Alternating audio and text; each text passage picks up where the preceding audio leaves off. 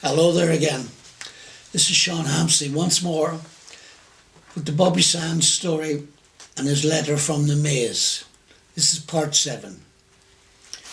In your statement you assert that our actions, even though peaceful, must be condemned because they precipitate violence. But is this a logical assertion? Isn't this like condemning a robbed man because his possession of money precipitated the evil act of robbery? Isn't this like condemning Socrates because his unswerving commitment to truth and his philosophical inquiries precipitated the act by the misguided populace in which they made him drink hemlock?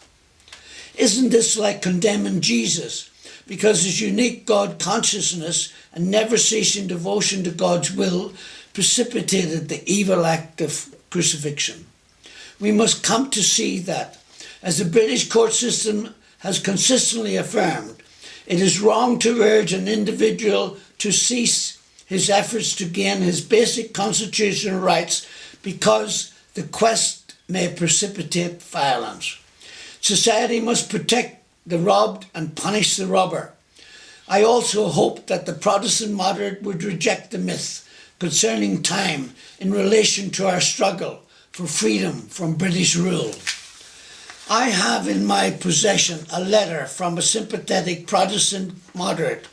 He writes, "All Christians know that Catholics will eventually receive equal rights and that one day in the future Ireland will be united.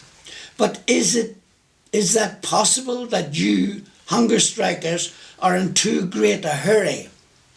It has taken Christianity almost 2,000 years to accomplish what it has.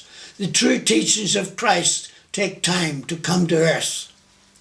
Such an attitude stems from a tragic misconception of time, from the strangely irrational notion that there is something in the very flow of time that will inevitably cure all the ills. Actually, time itself is neutral. It can be used either destructively or constructively.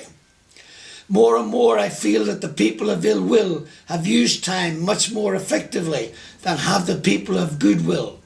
We will have to repent in this generation, not merely for the hasteful words and actions of the bad people, but for the appalling silence of the good people. Human progress never rolls in on wheels of inevitability.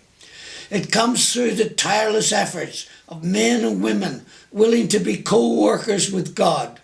And without this hard work, time itself becomes an ally of the forces of social stagnation.